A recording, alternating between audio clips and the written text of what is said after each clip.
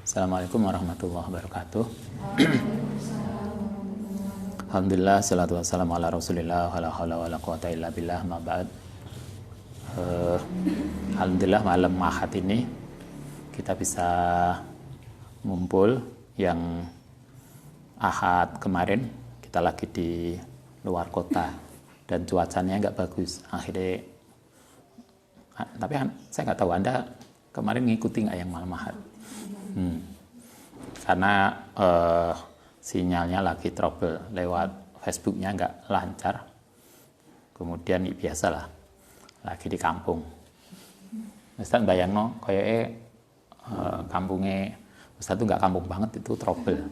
Apalagi yang kampungnya lebih banget.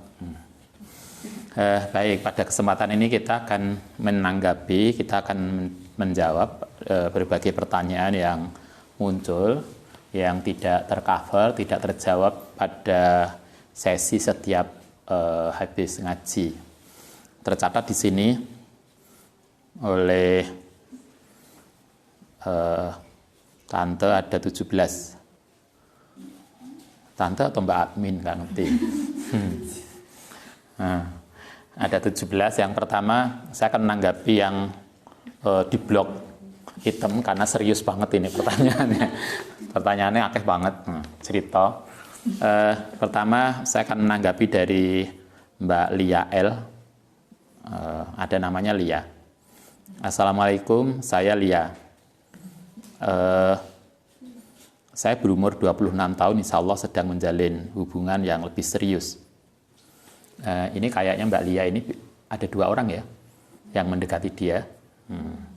Jadi apa namanya, banyak funnya lah.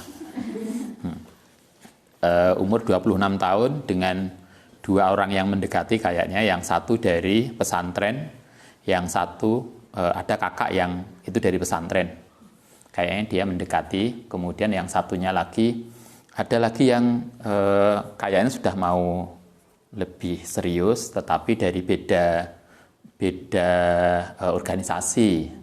Yang beda organisasi tadi agaknya agak cukup beda, agak cukup beda pemahaman keagamaannya. Jadi bagaimana Ustadz? Kayaknya bagaimana yang baik yang untuk dipilih? Begini, sebelumnya saya sampaikan selamat karena sudah lebih serius. Tetapi yang pasti umur 26 di kampung ya, kayaknya umur 26 memang sudah cukup tidak muda. Tetapi sebetulnya kan juga tidak terlalu tua. Ustadz dulu nikah dengan ibu umur 26 juga. Ustadz umur 32 ketika itu. Udah nggak muda. Udah selesai teori S3-nya udah selesai. Jadi Ustadz nikah itu udah jadi dosen. Statusnya udah PNS, jadi dosen. S3 udah selesai. Kayaknya mapan banget lah pokoknya. Kan gitu. Yang pertama yang perlu saya sampaikan begini. Pertama, umur tidak, bahwa 26 itu sudah tidak muda, iya, tetapi juga belum terlalu sepuh. Nah, belum terlalu kelewat. Itu satu. Yang kedua begini, kalau kita menikah itu kan untuk menjalin hubungan yang harmonis. Jadi agar harmonis di dalam menikah itu bisa terlaksana, salah satu hal yang oleh Kanjeng Nabi diajarkan pada kita adalah carilah pasangan yang sekufu. Sekufu itu seimbang. Kalau dalam bahasa kita, seimbang itu bisa macam-macam. Bisa dari aspek hartanya. Ya, jangan satu kaya banget, satu tidak kaya banget. Itu biasanya akan jadi masalah. Yuk, kalau sama-sama memahami bisa juga sih, tetapi biasanya tidak semua orang bisa paham, bisa menyadari itu. Dari sisi harta seimbang, dari sisi pendidikan juga seimbang. Podo sarjananya, ojo setoke S2, setoke gak sekolah belas, nggak mudah. Apa yang harus dibicarakan, setoke bicara teori apa kimia ini. Ini teori apa ya? Nah, yang satunya nggak paham. Yo paling nggak seimbang dari sisi pendidikan, dari segi harta, dari sisi salah satunya juga yang harus kita pertimbangkan adalah seimbang dari sisi pemahaman keagamaan. Kalau yang satu mengikuti mazhab Sunni, yang satu bukan Sunni, itu tidak mudah. Yang satunya mazhab Syafi'i, yang satunya bukan Syafi'i, sebetulnya itu tidak problem bagi orang yang sudah sama-sama dewasa di dalam pemikiran keagamaan, karena sama-sama boleh. Tapi ternyata tidak mudah, karena tidak semua di antara kita itu bisa menyadari dan paham tentang perbedaan mazhab yang mana semuanya bisa ditoleransi. Sebagian kita itu kan kemudian muncul ngotot toh. Wow, hanya karena persoalan kunut itu bisa rame suami istri, karena ini mesti salah. Ini padahal sebetulnya itu kan persoalan furu'iyah. Ada lagi yang satu poso hari Senin, satu nih gak hari Senin. Itu rame. Yang satunya traweh 20, satunya 32. Nah, mungkin lebih semangat terawihnya. Itu bisa rame. Padahal sebetulnya kan nggak ada masalah. Sebetulnya itu tidak ada masalah, tetapi tidak semua kita itu bisa menyadari itu dan dewasa di dalam menyikapi perbedaan. Karena itulah, karena tidak semua begitu, maka kalau saran Ustadz, cari yang selaras pada pemikiran kita. Kalau Anda bermadzhab Syafi'i, carilah yang sama-sama Syafi'i sehingga sama-sama pemikirannya. Karena enggak mudah. Di lingkungan kita ada orang yang begitu. Yang satunya istrinya aktivis muslimat, yang suaminya aktivis di Muhammadiyah. Tapi mereka sama-sama dewasa sehingga gak apa-apa mas, saya terawih 20, suami saya terawih cuma 8. Saya poso duluan atau saya poso akhir. Tapi mereka sama-sama dewasa, jadi nggak problem. Tapi kan nggak semua di antara kita itu punya pemahaman yang dewasa menghadapi perbedaan. Karena itulah kalau saran Ustadz untuk Mbak Lia, cari yang pemahaman keagamaannya sama. Kayak yang tadi yang pesantren menjadi cukup recommended. Yang tadi kan disinggung ada mas yang dari pesantren. Kan ada 2 pilihan toh. Ini kalau di sini Mbak Lia banyak yang pilihannya. Jadi kalau saran saya, karena ini terkait dengan kelangsungan kehidupan Anda nanti akan bersama dengan orang yang cukup berbeda pemahamannya, dan itu kalau nggak sabar itu bisa rame loh. Kadang persoalan kecil aja yang rame tuh. Yang satu begini, yang satu begini, itu jadi rame nanti. Yang satu misalnya, kalau sentuhan suami istri nggak batal, satu menganggap batal, coba. Itu kan kew dewe toh. Sing lanang menganggap sentuhan laki-laki perempuan nggak batal, akhirnya bolak-balik habis wudhu demi sing wedok. Sementara yang istrinya menganggap batal karena mengikuti madzhab Syafi'i loh. Ini kan bolak-balik wudhu, padahal sing suaminya enak aja dia ini. Itu kan bisa rame nantinya. Artinya saran kita carilah, karena ini demi untuk keharmonisan, untuk persoalannya nikah itu seumur hidup yang kita tidak ingin kemudian rame karena persoalan-persoalan yang sesungguhnya itu bisa ditoleransi. Kecuali kalau Mbak Lia dan calonnya sama-sama dewasa, paham tentang perbedaan, yang mana yang bisa ditoleransi, mana yang tidak, silahkan. Dengan nikah yang beda madhab, nikah yang beda pemikiran keagamaan, itu enggak problem sesungguhnya, karena sama-sama Islamnya, Islam yang banyak. Tetapi kan karena kita tidak semua begitu, kalau saran saya cari yang sama nafas keagamaannya, nafas pemikirannya, sehingga kemudian sama-sama mudah, tidak bengkerengan pada persoalan yang tidak perlu. Itu kalau tanggapan saya begitu. Saya kira bisa paham, saya kira bisa cukup jelas. Oke, ini satu yang serius sudah tak jawab, udah dijawab loh yang ireng ini. Ini karena warnanya dari tante juga hitam. Saya tinggal ngeprint aja. Oke, sekarang kita lihat pertanyaan pertama. Semoga bisa terjawab semua. Kalau enggak nanti dihutang. Satu, Ustadz mau nanya tentang asbabun nuzul. Pengertian faidah dan kaidahnya. Ini kuliah studi Al-Quran ini. Nah, studi Al-Quran itu Ustadz Nasrullah. Nanti yang nanya bisa ngikuti di di YouTube-nya Ustadz Nasrullah, salah satu Ustadz kita di Al-Asqiya, dan beliau concern pada bidang itu. Beliau dosen kaprodi tafsir hadis di UIN Malang. Kayaknya beliau aktif sekarang di YouTube untuk ngasih persoalan tentang Quran dan hadis. Itu nanti bisa diikuti secara detailnya. Nah, cuma kalau pada kesempatan ini saya akan menyampaikan poin-poinnya aja. Asbabun nuzul itu artinya adalah sebab-sebab turunnya Al-Quran. Hal-hal yang terkait dengan yang melatar belakangi sebuah ayat. Jadi begini, ayat itu kan, ayat Quran itu turun kan bukan tanpa konteks. Tapi kan mesti ada konteksnya. Sama dengan ketika ini tadi kita menjawab tadi, itu kan karena anak yang tanya. Tiba-tiba ada ayat, kenapa turun ayat Qul huwallahu ahad?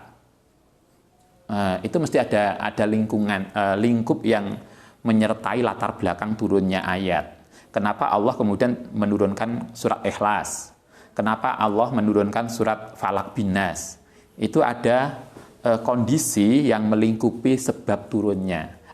Kondisi, konteks yang melingkupi turunnya ayat Al-Quran, itulah yang disebut asbabun nuzul. Kalau kondisi yang melingkupi sebab munculnya hadis, nah hadis itu kan sabdanya Kanjeng Nabi, dawuh Kanjeng Nabi. Kanjeng Nabi ketika beliau ngendikan, ketika beliau menyampaikan sabda beliau, itu kan juga ada alasannya. Gak tiba-tiba kayak kita moro-moro ngomong opo, enggak. Yo ada yang begitu, tetapi biasanya ada konteks-konteks tertentu beliau dawuh kepada siapa. Itu namanya asbabul wurud. Tapi istilahnya podo, ada asbabul wurud, ada asbabun nuzul. Kalau asbabul wurud itu terkait dengan alasan, konteks yang melingkupi munculnya sebuah hadis. Kalau asbabun nuzul adalah konteks yang meliputi sebab turunnya Al-Quran. Asbabun nuzul, memahami asbabun nuzul ini penting agar kita itu bisa mengetahui maknanya kayak apa. Ayat itu sebetulnya konteksnya apa toh? Kita sering mendengar orang mengutip ayat tanpa tahu asbabun nuzul, atau ada mengikuti sebuah konteks pemahaman sebuah hadis tanpa lihat konteksnya. Kemarin misalnya ada sebuah potongan hadis yang cukup viral, yang kemudian dicoba untuk disebarkan. Hadis itu tercatat di dalam Sahih Muslim. Dipotong, kemudian dikatakan, ada hadis mengatakan, Bapak Kanjeng Nabi masuk neraka. Itu kan, pokoknya Bapak Kanjeng Nabi masuk neraka. Itu sabdanya Kanjeng Nabi. Tapi rupanya yang menyebarkan itu nggak cross-check ke hadisnya. Dia langsung menulis hadis nomor Muslim, nomor ini. Karena penasaran, Ustaz kemudian mencoba untuk menelusuri di Sahih Muslim. Ternyata hadis nomor yang ditunjukkan itu tidak itu. Dia salah, gitu kan. Berarti dia mengviralkan sebuah hadis tanpa cross-check kitab aslinya. Itu udah salah satu pertama. Yang kedua, kemudian dia langsung memaknakan letterlek hadis itu.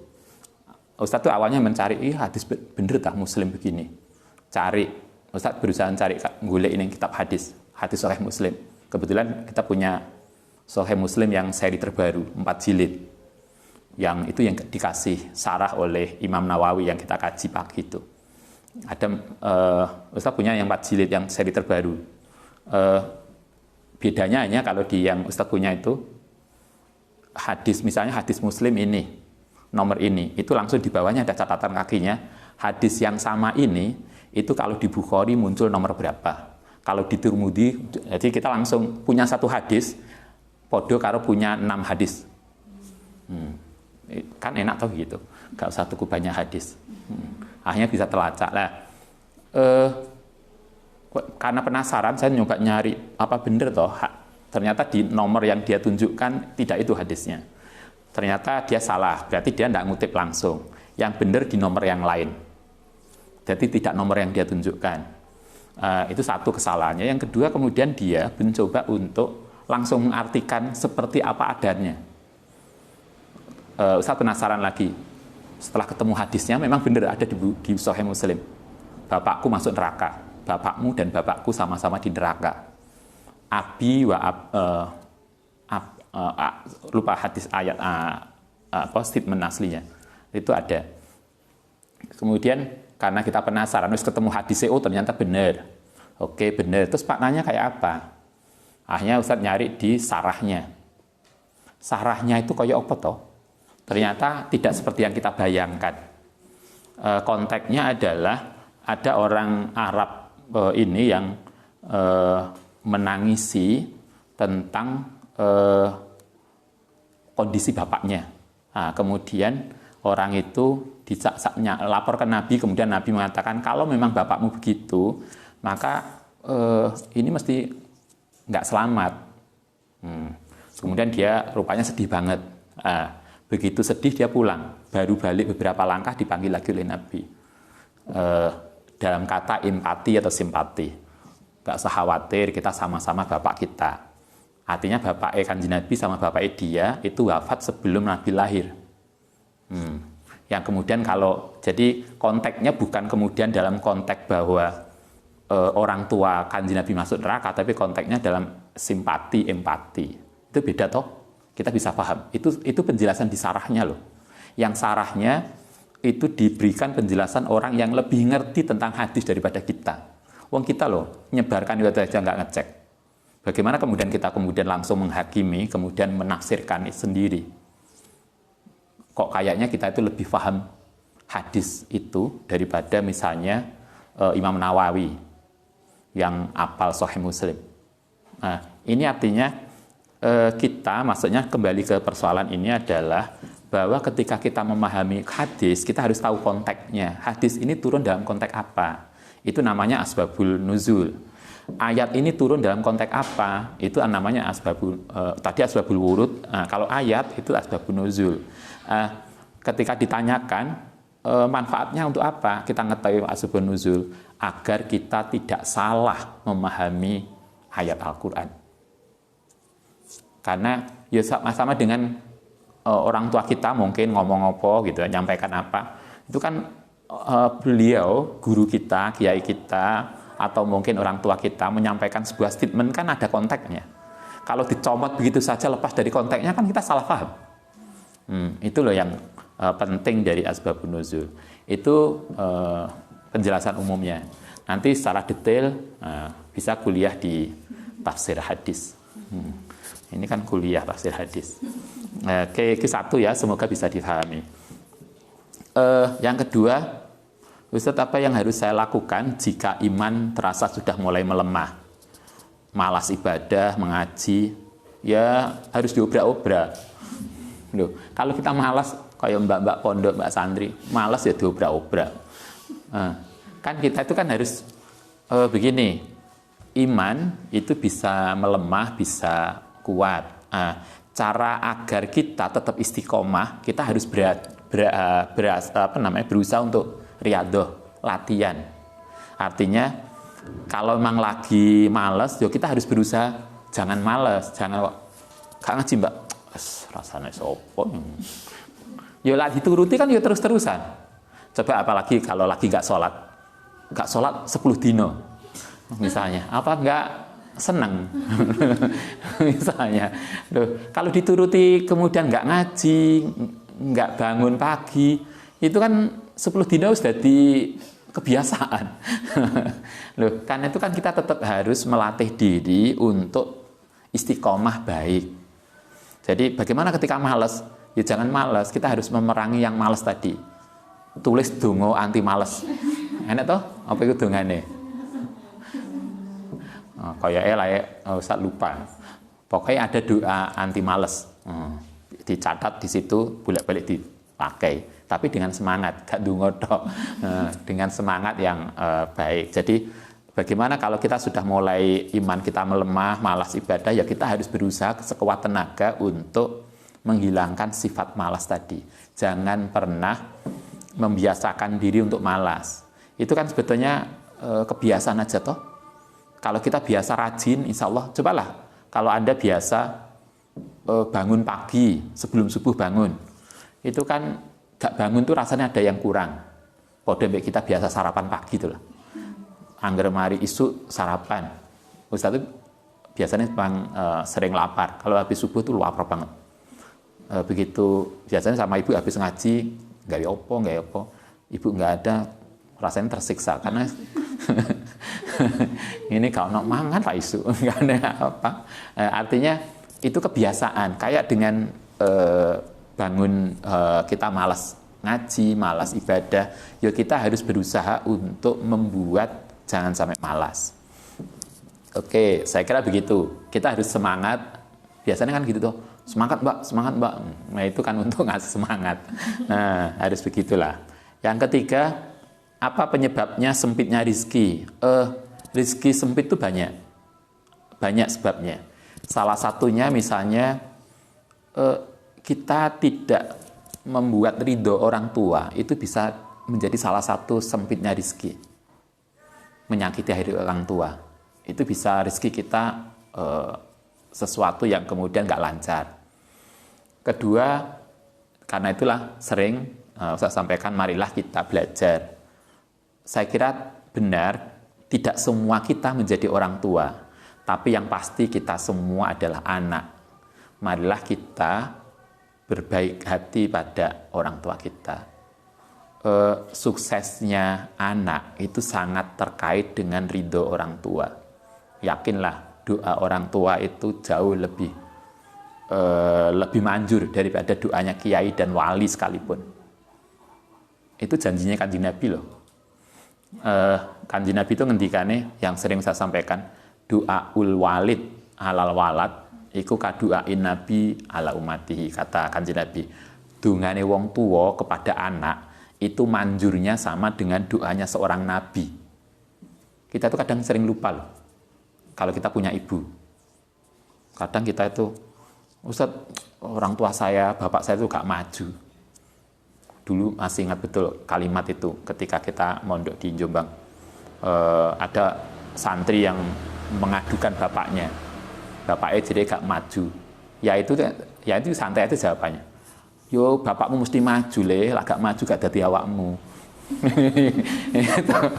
itu luar biasa. Saya ingat betul kalimat ya itu. Wah, anjay ini gak perlu ditanggapi serius. Tapi kan bener toh. Nah, itu kan gak salah. Artinya janganlah pernah berpikir mungkin secara akademik bapak kita, ibu kita gak kuliah. Mungkin secara akademik Anda lebih hebat.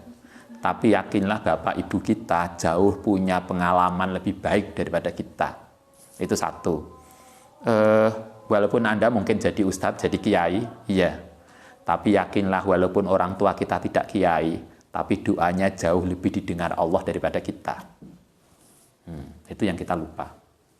Karena itulah yang sering saya sampaikan. Kalau ada masalah jangan lupa teleponlah mamanya. Mak, nyeluk emak toh.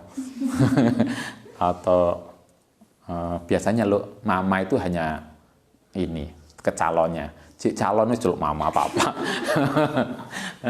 Celuk ke ibunya nyeluk emak. Sesuatu yang membuat hati orang tua kita nggak ridho itu bisa membuat rezeki kita nggak lancar. Itu satu. Yang kedua, silaturahmi. Kurang silaturahmi lah. Seringlah jalan-jalan ke mana? Silaturahmi ngerti lah.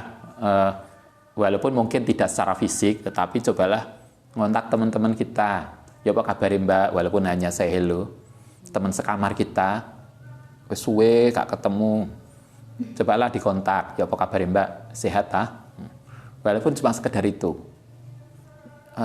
Masih ingat hadisnya yang kemarin berulang-ulang hadisnya Nabi, siapa yang ingin umurnya panjang, rezekinya berkah, biasakan silaturahmi. Dalam banyak kasus, contoh paling mudah lah, kalau kita mendapatkan ada kegiatan, kalau dulu Ustaz misalnya dapat beasiswa, dapat bantuan itu kan sebetulnya kan yang secara formal benar kita ngajukan, tapi sebetulnya sebelum ngajukan kan karena kita kenal aja toh, bisa bagaimana relasi ini bisa terjalin, kan silaturahmi.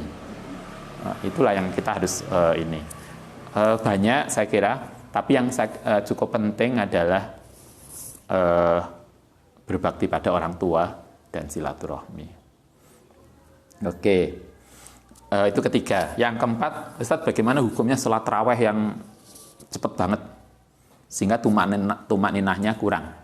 Salah satu rukun sholat itu tumakninah. Kalau tumakninahnya kurang berarti nggak benar. Karena itu kalau Ustadz kurang sependapat dengan sholat tarawih yang terburu-buru. Ngapain toh? Sholat tarawih kok kemeringet? Loh, tarawih itu kan aslinya istirahat toh. Sholat istirahat, sholat ngisi senggang. Loh, wong sholat tarawih istirahat kok malah kemeringet itu loh. Gak sesuai dengan filosofinya sholat tarawih. Loh kan begitu. Kalau Ustadz kita tidak sependapat dengan sholat. Mungkin mereka punya alasan, tetapi kalau Ustadz pribadi enggak. Lebih baik sholatlah sederhana yang biasa. Lebih baik sholat banyak dan tumakninah daripada sedikit enggak tumakninah. Kan gitu. Wes sholat titik, sholat tarawih 8 gak tumakninah. Kan lebih bagus sholatnya 30 tapi tumakninah. Loh, sholat tarawih itu kan ya terserah aja toh. Kalau kita ngikuti salat pendapat para imam madzhab 4, Imam Syafi'i, Abu Hanifah, semuanya Anda bisa belajar di Madzhabul Arba'ah. Salat tarawih 20 rakaat. Karena itu Saudi kan tetap aja 20 rakaat Masjidil Haram. Karena Imam Madzhab 4 semuanya 20 dengan tumakninah. Boleh nggak sholat tarawih kurang dari itu? Ya boleh, wong sholat sunnah aja.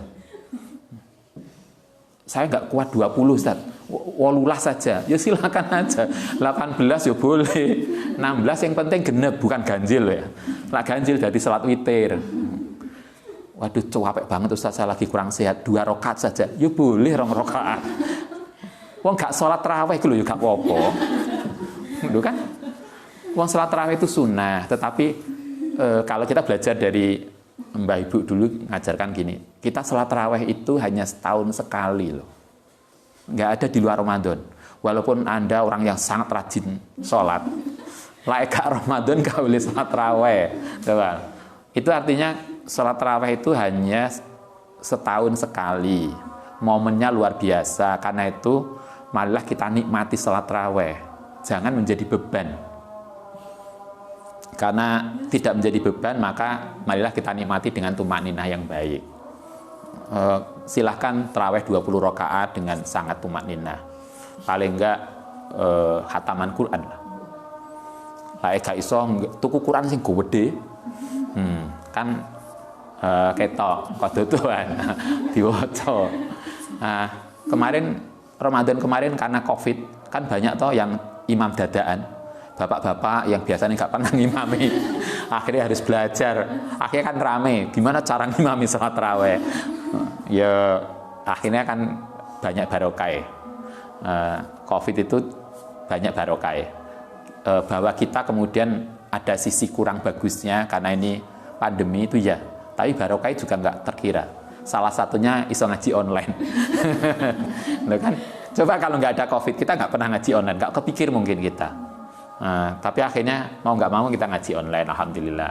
Akhirnya iso YouTube yang selama ini nggak kepikir, memanfaatkan teknologi ngaji dengan cara ini kan laun akan, saya kira ngaji kita akan terus berubah dinamis toh sesuai dengan konteksnya, dan kita harus dituntut untuk bisa. Oke, jadi kembali ke pertanyaan tadi, salat tarawih yang cepat banget, kalau tumakninahnya kurang maka enggak benar, karena salah satunya harus tumakninah. Kalau saran Ustadz nggak perlu tergesa karena sholat tarawih itu sholat istirahat. Tarawih itu artinya istirahat. Karena kita seharian poso, maka malamnya istirahat dengan sholat. Nah, itu tadi kalau cepet banget itu nggak sesuai dengan filosofi istirahat. Kemeringat, gobios, apalagi yang sepuh. Yang Ustadz kemarin lihat apa itu yang sholat tarawih ning banyak tuh yang di-share itu yang luar biasa. Saya bayang kok iso yang apa gak loro wetenge. Saya bayang ya Allah kok luar biasanya. Ini orang-orang hebat yang bisa sholat nggak kebayang cepatnya. 20 rakaat 7 menit. Terus itu mau berapa? Pertanyaan kan itu mau berapa? Sholat itu katanya adalah keberduaan kita dengan Allah Subhanahu Wa Taala. Kira-kira kalau kita kemudian ketemu yang tercinta, kira-kira kita ingin segera cepetan apa suwe? Kok serong jam itu loh, kok cepet nih, kok serong jam ya? Itu kan menunjukkan mestinya kita nikmati sholat kita dengan baik. Oke, itu 4. Yang kelima selesai ya, menurut Ustaz kalau ditanya sholat tarawih enggak sepakat dengan yang cepat. Jadi marilah kita nikmati sholat kita dengan baik. Jangan kemudian seperti itu. Walaupun mungkin mereka punya alasan silahkan, tetapi kalau Ustaz mau enggak. Yang kelima, Ustaz bagaimana kalau saya ingat punya hutang tapi lupa nominalnya? Ini luar biasa. Kalau Ustaz tuh ingat nominalnya tapi lupa kalau punya hutang. Hutang itu tanggungan. Saya nggak tahu lupa nominalnya atau tidak, tetapi yang pasti hutang itu tanggungan kita yang akan terus dimintai pertanggungjawaban walaupun kita sudah mati. Hutang itu berat. Karena itu kalau Anda nanti sudah menikah, kalau nanti hutang, jangan pernah hutang tanpa bicara dengan pasangan kita, istri atau suami. Kenapa? Karena hutang itu tanggungan kita. Kita khawatir kita punya hutang, gak ngomong bojone karena takut, kemudian kita mati atau kita lupa. Istri dan suami kita nggak tahu kalau kita punya hutang. Nanti kan itu akan menjadi beban kita di akhirat. Masih ingat hadis tentang hutang? Banyak sahabat toh, kasusnya kan banyak. Ada seorang sahabat meninggal, kemudian Nabi diaturi ikut nyolati. Pertanyaan pertama yang disampaikan Nabi, dia punya hutang nggak? Kalau dia punya hutang, nggak, silahkan nyolati, saya nggak ikut. Coba. Nabi lo nggak mau nyolati orang Islam, sahabatnya Nabi sendiri, ketika mereka meninggal dengan hutang. Sampai kemudian hadisnya ada sebagian sahabat yang menanggung. Meskipun Kanjeng Nabi dia punya hutang, saya yang akan nanggung. Baru Kanjeng Nabi, ya udah kalau gitu saya ikut nyolati. Coba. Ini hadisnya sahih dan banyak riwayat. Di hadis Bulughul Maram ada, di banyak hadis ada. Hadisnya sahih. Nah, artinya marilah kita ingat kalau punya hutang. Ingat tuh Pak nominalnya. Utangnya 1 juta, sing diingat cuma 10.000. Ya kalau poso lali kemudian mangan itu untung. Ustaz saya itu puasa, wis mari mangan kenyang, ternyata baru sadar lagi poso. Ya alhamdulillah kan. Tapi ini hutang. Marilah kita hati-hati dengan hutang. Bagaimana kalau yang saya hutang kepada seseorang, ternyata kemudian orang itu sudah nggak ada, utang neng konco sak kamar, neng pondok, kemudian dia sudah boyong duluan, atau kita boyong duluan, sadari wis neng omah, podo-podo boyongnya kemudian nggak bisa dikontak, tapi kita tahu pasti bahwa kita punya hutang dan kita belum bayar, maka Anda harus mencari orang yang bersangkutan untuk dibayar. Mbak golei nanti tak transfer, gitulah. Sekarang kan mudah toh transfer. Mbak aku biyen niku utang 10.000 Mbak, tapi kena inflasi saiki, tak tambahi bayare 10.000 zaman biyen iku untuk sepeda motor. Loh, iya kan? Zaman mbah kita 2.000 aja untuk sepeda motor. Zaman mbah kita. Nah, saiki untuk parkir motor. Kan bukan nganak nih, tetapi inflasi. Tetapi bukan itu intinya. Intinya adalah kalau kita punya hutang, kita harus bayar. Sehingga kalau kita sadar, kita harus cari orang itu. Masih ingat kita ngaji Minahusaniyah kemarin. Jadi karena itu akan menjadi beban kita nih akhirat nanti. Karena tuh Imam Sadili kan ngajarkan cari dia.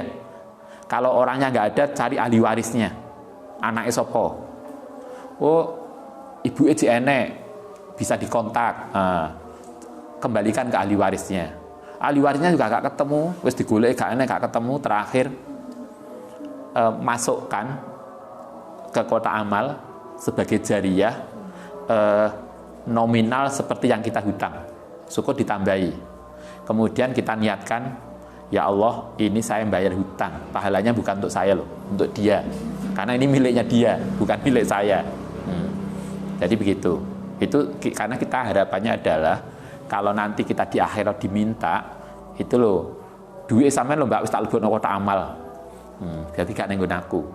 Itu kayak yang kemarin ceritanya siapa Mbah yang Ustaz share di Facebook itu. Jadi enak Mbah sepuh, kalau dia mijet atau apa, itu banyak orang ngasih, tapi dia nggak pernah nerima. Jadi apa yang dikasih dikumpulkan, kemudian hari itu juga dilebokno kotak masjid. Ketika ditanya, kenapa Mbah? Lu wong kula niku lho gak iso mijet. Kalau ada orang kemudian tak pijeti sembuh, itu bukan karena saya, itu karena Allah. Berarti ini duit Allah Ta'ala, bukan duit saya. Coba Mbah sepuh. Itu satu yang kemarin Ustadz tertarik banget dengan itu, mulanya tak share. Ada lagi, dia dodolan tempe karena beliau buta. Tapi wallahu alam ini bener ceritanya, bener apa enggak ya, saya tahu ya. Jadi beliau buta, biasanya isuk diterno anaknya ke pasar. Karena beliau buta, biasanya pembeli itu akan ngambil sendiri tempe yang dia beli, kemudian uangnya. Jadi lah ada kelebihan, susuk kong juga dewi. Nah, sering terjadi dia itu paling harga tempe yang dia jual itu hanya 50.000. Jadi setiap hari dia hanya mengambil 50.000. Kalau untuk setiap hari buahnya, sisa 50.000 harus dimasukkan kotak amal. Karena dia gini, saya dodolan itu loh, yang saya jual itu maksimal kalau dihitung per blok tempe itu sekian-sekian, maksimal saya hanya akan mendapatkan 50.000. Kalau lebih, kenapa bisa lebih? Karena pembeli itu kadang regone 10.000 ngasih 20.000 dan mereka nggak ambil kembalian. Sehingga kadang sehari itu kadang untuk 300. Padahal dia 250. Yang 250 anaknya kalau ngelebokno kotak amal. Karena ini bukan hak saya, itu hak Allah Ta'ala. Jadi, Mbah yang sepuh itu. Nah, kita wes jan top ini. Wah, ancene anak soleh yo sini. Rezeki anak soleh. Artinya kembali ke pertanyaan, jangan lupa hutang ya. Jangan lupa. Kalau nanti Anda sudah menikah, kalau hutang jangan lupa bilang ke pasangannya. Maksudnya pasangannya itu suami atau istrinya. Kalau Anda perempuan, hutang jangan kemudian nggak bilang suaminya, atau suami hutang nggak bilang istrinya. Itu nggak benar, karena kita nggak tahu apa yang terjadi. Oke, yang keenam, Ustaz, bagaimana hukumnya memanjangkan kuku? Kuku ini dawane sampai apa toh? Oleh dawa banget. Persoalannya adalah satu, tujuannya untuk apa Anda memanjangkan kuku? Kira-kira bersih enggak? Karena persoalannya kuku itu harus bersih.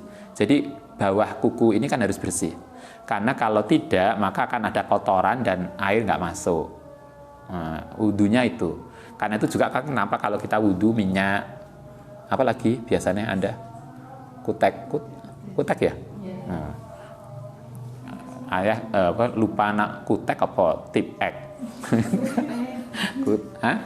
Kutek ya. Kalau dari cat maka nggak boleh karena bisa menghalangi masuknya air. Jadi karena wudhu itu bagian dari anggota wudhu itu harus semua tersentuh air. Tidak boleh ada yang tidak tersentuh air kecuali kalau Anda sakit. Kalau Anda sakit, kayak kemarin pertanyaannya, Ustaz tangan saya sakit diperban. Bagaimana kalau saya junub? cek kober wis wis tangani diperban cek junub misalnya. Ya gak apa-apa adus dengan begini. Nanti yang sini diusap aja. Kalau enggak ya tayamum. Tapi gak gulung-gulung loh ya. Tayamumnya gak gulung. Jadi kalau memanjangkan kuku, satu terkait dengan kebersihan, tujuannya untuk apa? Kedua, yang harus dijaga kebersihannya. Jadi kan persoalannya bukan boleh atau tidak, tetapi tujuannya apa dan bisa nggak jaga kebersihannya. Kan gitu ya. Kalau tetap bersih dan tujuannya jelas, mungkin bisa, artinya jelas itu bisa dipertanggungjawabkan, bisa difahami, mungkin untuk apa. Kalau Anda misalnya, Ustadz saya perlu panjang karena saya tuh tugas neng kantor, neng pabrik itu bagian nyublesi. Misalnya, saya nyublesi pakai kuku begini, ya silakan lah misalnya. Kan ada yang bagian nyublesi apa lah. Oke, itu memanjangkan kuku. Yang ketujuh, Ustadz bagaimana pandangan Islam tentang aborsi bagi suami istri demi kemaslahatan bersama? Apa maslahatnya aborsi?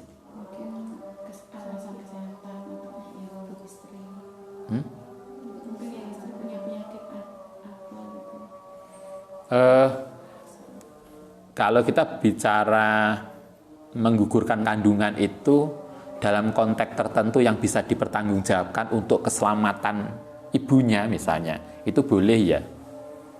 Ada yang itu diperbolehkan. Tetapi kalau tidak, masalahnya kan kemaslahatan itu perlu difahami secara jelas. Maslahatannya apa? Karena dulu kalau kita masih ingat, dulu ada suami istri masih mahasiswi. Suaminya mahasiswa, si urung tamat, tapi wis pengen nikah, akhirnya nikah. Kosannya di belakangnya pondok dulu. Setiap hamil mesti digugurkan, sampai kemudian kandungannya lemah. Alasannya karena suaminya belum kerja, sehingga nanti kalau punya anak dia akan berat. Lagian istrinya juga belum selesai kuliah. Kalau modelnya ngono ya hamil dulu lah. Kenapa kok dihamili?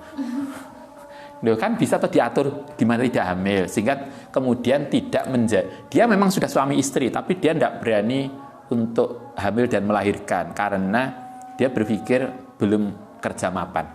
Yo kalau begitu ya diproyeksikan nggak hamil daripada harus menggugurkan kandungan. Sama dengan ini, kira-kira ada nggak solusi yang tanpa harus aborsi? Bahwa hubungan suami istri itu kebutuhan iya bagi suami istri. Tetapi kalau memang kemudian istrinya karena tidak sehat, kan bisa toh kemudian dibuat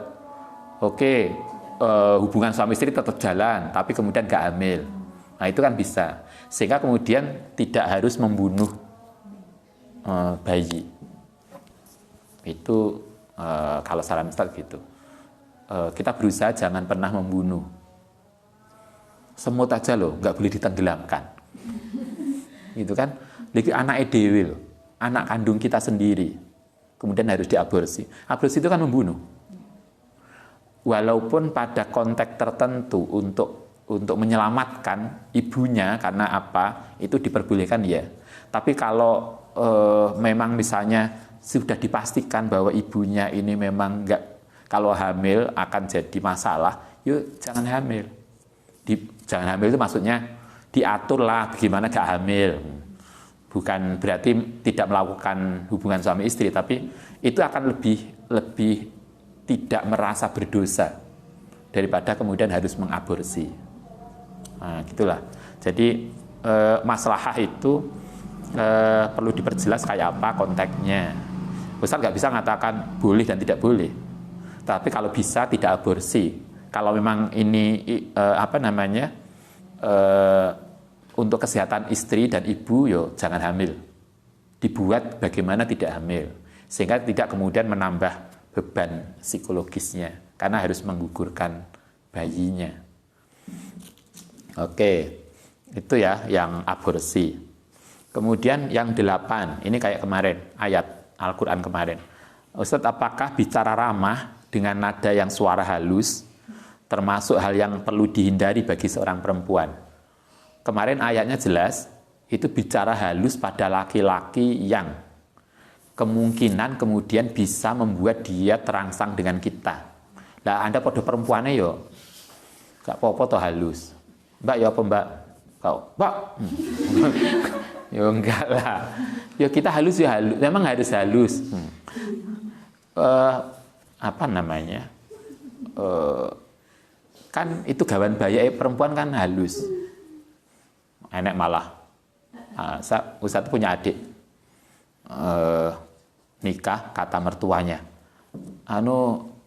Mas Sudari, adik jenengan itu panjang walus ya. Mandi aja lo nggak kedengaran gemericik ke air. Makanya mandinya sawe. Tais kadung kamar mandi gak kena dinteni. Katanya ibu dulu. Siapa kamar mandi? Dik niki. Wes golek kamar mandi liyane. Karena kalau dia udah kabur ning kamar mandi ora kena dinteni sawe. Sampai mara tuwane iku lak nyindir. Niku lho Mas Dori, adik jenengan anjen walus tenan anjen. Sampai enggak krungu jare. Jadi persoalan halus tadi itu perempuan memang ya halus ya. Konteksnya yang harus dihindari adalah halus yang kemudian bisa memancing kemenyek gitu ya kemarin toh. Namanya penyanyeng. Yes kemenyek lah. Itu yang nggak boleh, itu yang harus dihindari. Sehingga kalau kemudian ketemu dengan laki-laki yang bukan mahramnya, Anda harus menunjukkan, yang perempuan menunjukkan ketegasan dan kejelasannya, sehingga kemudian tidak menggoda. Konteksnya itu. Jadi bukan ngomong halusnya, tapi kemudian sesuatu yang bisa menggoda itu laki-laki yang bukan mahramnya. Loh, istri Nabi aja loh disuruh begitu. Kita malah kadang gaya asalnya kuasar banget, yang kampus ngomongnya walus banget. Halus apa? Gak tau lah, pokoknya saya nggak bener. Artinya kita jangan sampai kemudian kita itu memancing sesuatu yang terjadinya sesuatu yang nggak baik. Memancing sesuatu yang nggak baik itu bisa pada penampilan kita, bisa pada ucapan kita. Itulah kenapa sebagian ulama kemudian mengatakan suara perempuan itu aurat. Itu sebetulnya tidak kalau kita ngaji Said Maliki itu nggak benar.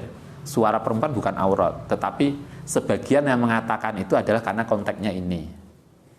Untuk jagani perempuan yang suka kemanyak-kemanyak tadi.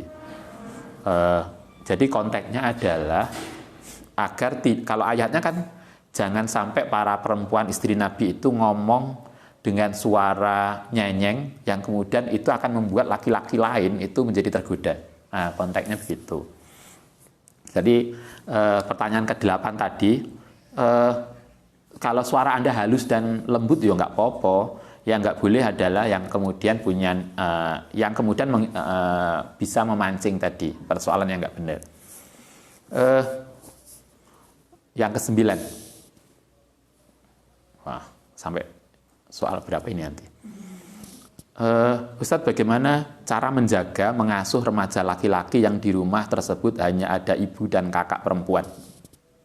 Berarti ada ibu, bapaknya nggak ono ya, ibu dan kakak punya adik laki-laki. Ya apa jogo nih? Ya kan nggak perlu dikencang. Ya nggak apa-apa. Gimana? Ustaz juga nggak ngerti gimana jaga adik-adik kita laki-laki. Yuk gak apa-apa, terserah sermangan mangan dewe. Yuk turu-turu dewe. Artinya kan ini terkait dengan, saya nggak tahu persis masalahnya, tetapi mungkin persoalannya adalah kalau kita remaja laki-laki itu kan dengan perempuan beda atau gayanya. Kalau perempuan itu kan suka masak. Laki-laki senengannya bal-balan. Kan tidak harus dipaksa pada mbake. Itu kan. Loh, itu gawan bayak toh. Itu bukan persoalan ini. Perempuan seneng masak itu kan gawan bayak. Kecil juga anak-anak kecil-kecil. Kan masak-masakan. Dan loh itu kan gawan bayak yang laki-laki disuruh masak-masakan itu enggak gelem. Paling yang mobil-mobilan, bedil-bedilan. Sing wedok disuruh berbedil kan upin-ipin kan. Artinya kan kalau mengasuh laki-laki karena semua ibu dan perempuan, maka kita juga harus tahu psikologi laki-laki. Pada hal tertentu yang itu terkait dengan sifat laki-laki ya kita mungkin bisa kasih. Saya nggak tahu bagaimana harus menyampaikan, tetapi yang pasti adalah bahwa secara psikologis laki-laki perempuan beda. Itu yang harus difahami. Karena ini penting, karena begini, kadang kalau dia laki-laki sendiri, kemudian di lingkungan wedok kabeh, kalau dia kemudian dipaksa bergaul dengan yang perempuan tadi, itu akan hilang sifat kejantanannya toh.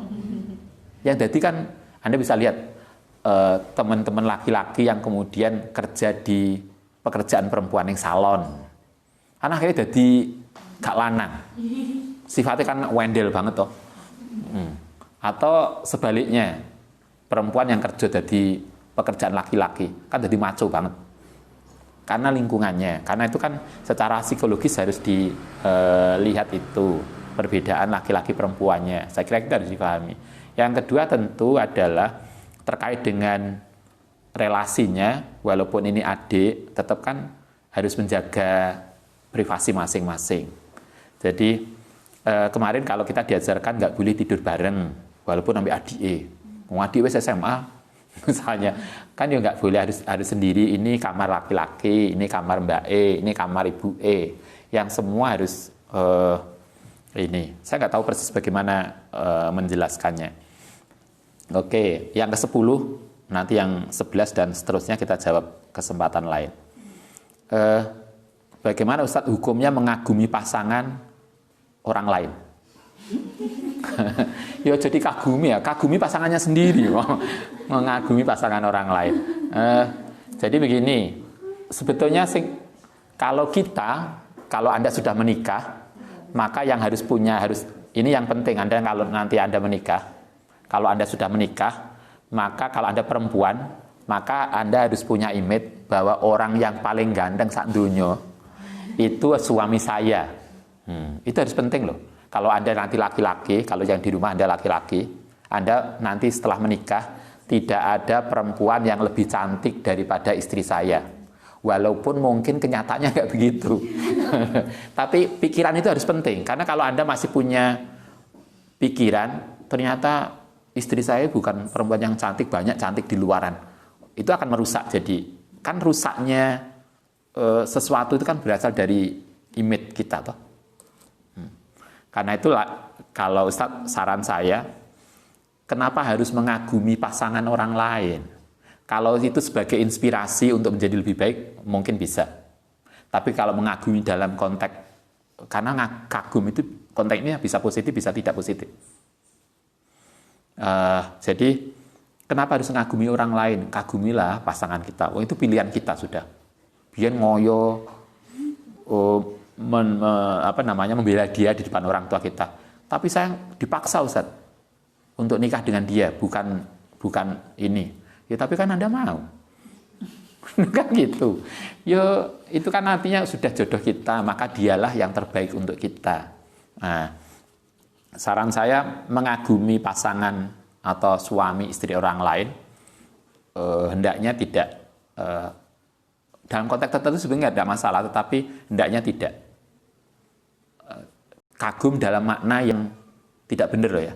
Tapi kalau tadi mungkin kita melihat, oh dia pinter, bagaimana kalau saya kemudian bisa seperti dia, itu artinya menjadi inspirasi kita, silahkanlah. Tapi kan tidak hanya istri orang tertentu, istri ini hanya istri mantannya yang dikagumi atau apa, ya nggak bener lah. Tapi intinya kita kemarin diajarkan kalau kita sudah menikah, marilah kita sama-sama punya komitmen untuk senantiasa bersama menjaga pernikahan sampai akhir hayat kita. Sehingga kita disarankan, diajarkan, jangan pernah membuka peluang apapun yang bisa menyebabkan rusaknya pernikahan.